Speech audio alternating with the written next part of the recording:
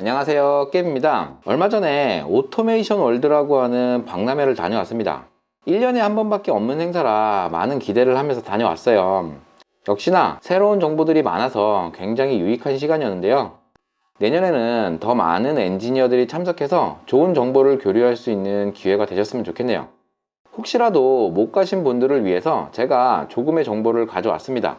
우선 가장 먼저 눈에 띈 건 LG CNS의 오토스토어였는데요. 부스가 상당히 컸어요. 이걸 제가 동영상을 촬영을 하기는 했는데 사람들도 너무 많았고 제가 촬영 기술이 좀 부족해서 썩 좋아 보이지 않네요.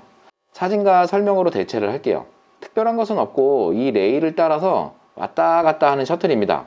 바퀴가 조금 특이한 형태로 되어 있는데요. 이 특이한 바퀴를 이용해서 가로 세로 전부 이동할 수 있는 특징을 갖고 있습니다.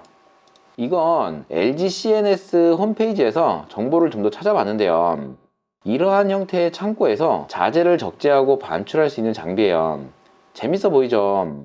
우리가 인터넷 쇼핑을 하게 되면 기존에는 판매처에서 물건을 갖고 있다가 주문을 하면 판매처에서 주문자에게 택배를 보내는 형태였어요. 하지만 최근에는 아마존이나 쿠팡 같은 물류를 보면 제품 판매처에서 물건을 갖고 있는 것이 아니라 아마존이나 쿠팡 물류 창고에서 물건을 갖고 있다가 바로 배송을 하는 형태를 하고 있어요. 우리나라는 워낙 택배가 빠르고 거리도 짧아서 크게 잘 못 느끼기는 하지만 미국은 땅이 넓어서 배송이 엄청 오래 걸린대요. 하지만 아마존 같은 형태로 배송을 하면 배송이 훨씬 빠르기는 할 겁니다.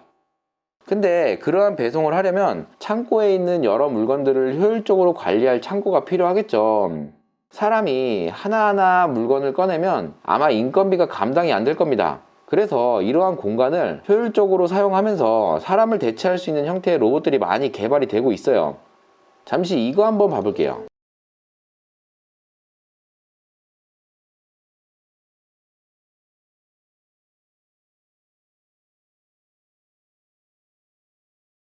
이러한 멀티셔틀도 정말 많이 개발이 되고 있고요. 또 이건 조금 특이해서 하나 공유를 해드릴게요.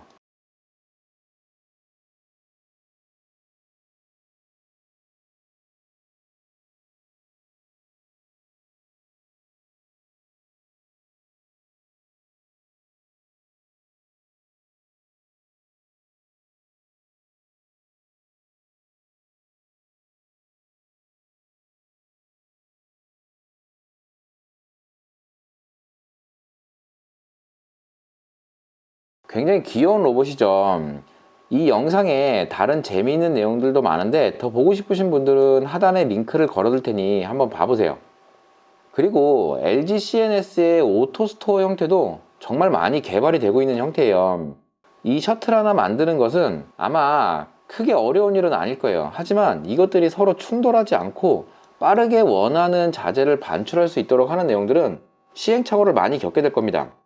현장에서 많은 변수들이 나올 거예요. 그리고 이러한 장비를 개발하게 되면 처음엔 문제가 굉장히 많을 거거든요. 그러면 이 가운데서 배터리 방전되어 있는 셔틀 사람이 끌고 오고 다시 갖다 놓고 이러한 것들을 상당히 많이 하게 될 것 같은데요. 개발하기 만만한 애는 아니기는 합니다. 이번에 시크 부스도 다녀왔는데요. 이름이 좀 아파 보이는 게 안타깝기는 하지만 꽤 괜찮은 센서와 세이프티 파트들을 만들어내는 독일의 큰 회사죠. 옛날에는 주로 일본 제품을 많이 썼었어요. 근데 최근에는 독일 제품들도 꽤 많이 보여요. 시크도 그렇고요. 페퍼로푸스도 그렇고 독일 제품들이 꽤 많아졌어요. 우리나라도 이런 부품 산업들이 많이 발달을 해야 하는데 아직은 좀 멀었죠. 어쨌든 센서들 종류는 다 비슷하긴 합니다. 대부분 치브홀도 같은 곳에 있고요. 성능도 다 비슷비슷합니다. 독일 제품의 특징이라고 보면 이쁘고 보기 좋아 보이는 장점이 있기는 합니다. 가격은 조금 더 비싼 것 같기는 하고요. 시크에서 무인 지게차도 만들었는데요. 이게 위치를 추정하는 라이다 센서고요. 이런 것들이 물체를 감지하는 센서일 거예요. 그리고 하단에 있는 이게 인체 감지, 장애물 감지 용도로 사용되는 안전 센서일 겁니다. 총 3개가 있었어요. 그리고 여기 컨트롤 판넬이 있고요. 이거는 바코드를 읽는 것 같기는 한데 확실치는 않네요.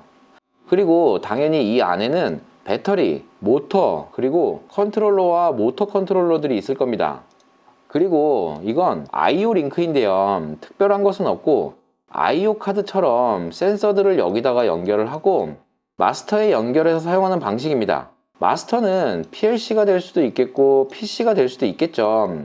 요즘에 이게 꽤 핫해요. 왜냐하면 이건 프로피넷이기는 하지만 모드버스나 OPC UA로 제공을 하면 PC에서도 쉽게 연결이 가능해서 많이들 찾고 있기도 하고 많은 회사에서 출시를 하더라고요.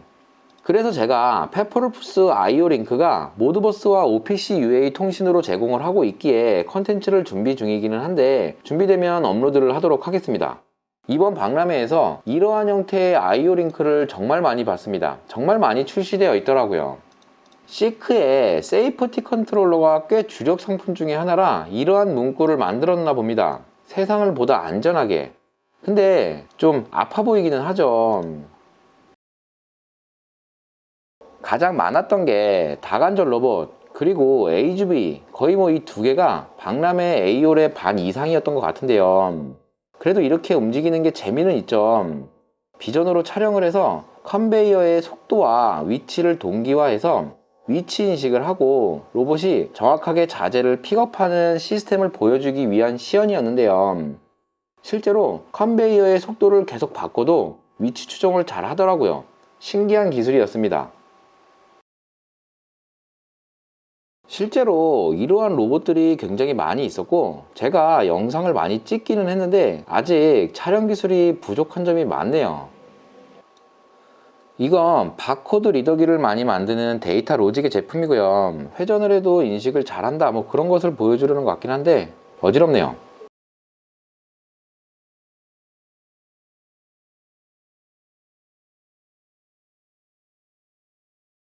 컨베이어 동작하는 게 재밌어 보여서 촬영을 해봤는데 여기도 아이오링크가 사용된 것 같네요.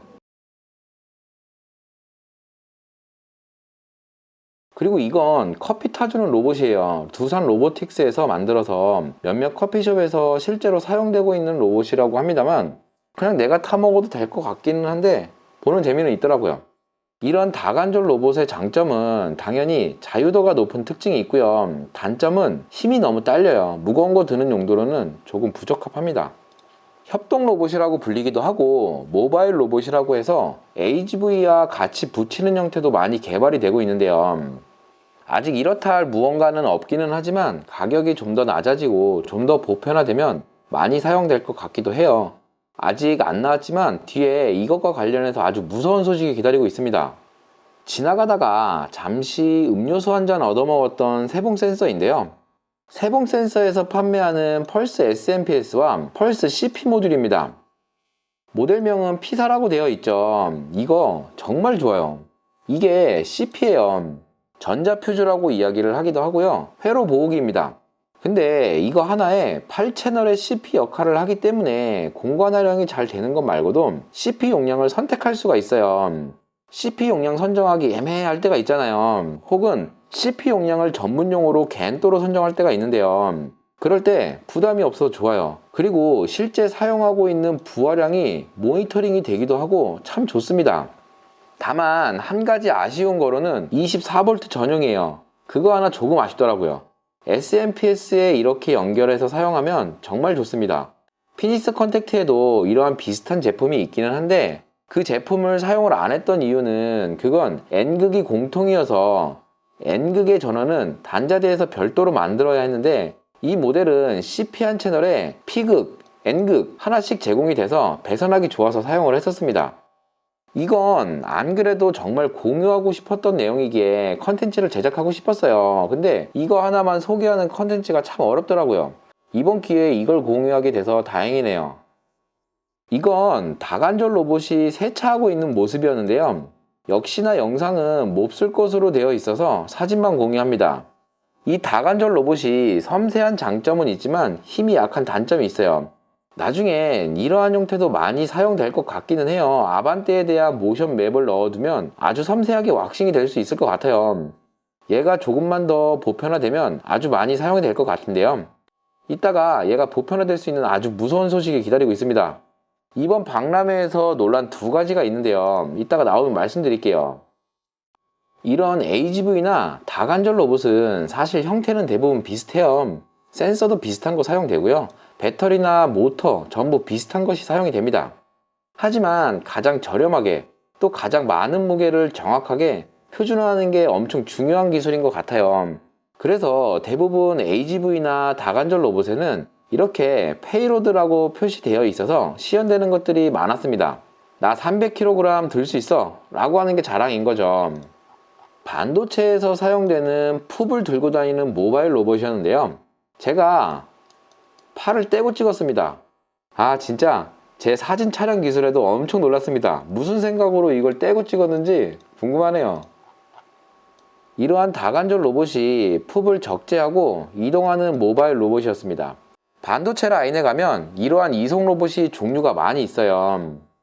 이렇게 오버헤드 호이스트 트랜스퍼라고 하는 OHT가 있는데요. 아주 빨라요. 고속 반송이 가능한 장점이 있어서 이렇게 반도체 공장 천정에는 레일을 따라 이동하는 OHT들로 도배가 되어 있습니다. 근데 이게 단점이 레일 가격이 너무 비싸요. 그리고 레일을 한번 설치해두면 변경이 참 어렵습니다. 그리고 이런 고급스러운 환경은 반도체 공장이 아니면 엄두도 못 낼 시스템인데요. 너무 비싸요.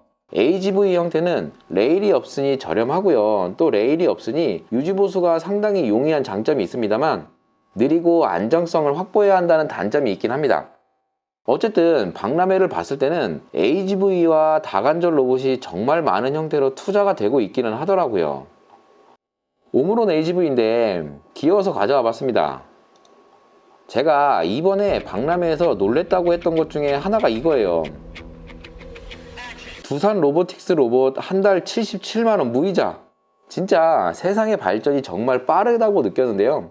치킨 튀기는 로봇, 커피 타는 로봇, 이러한 것들이 이제 정말 우리 곁으로 다가오고 있는 게 느껴지는 모습이었는데요. 63만원짜리도 있네요. 현대 거는 44만원이에요. 이러한 서비스를 제공하는 업체가 마로솔이라고 하더라고요. 그래서 궁금하더라고요. 저 로봇만 갖고는 사실 일반인들이 할 수 있는 게 없을 거거든요.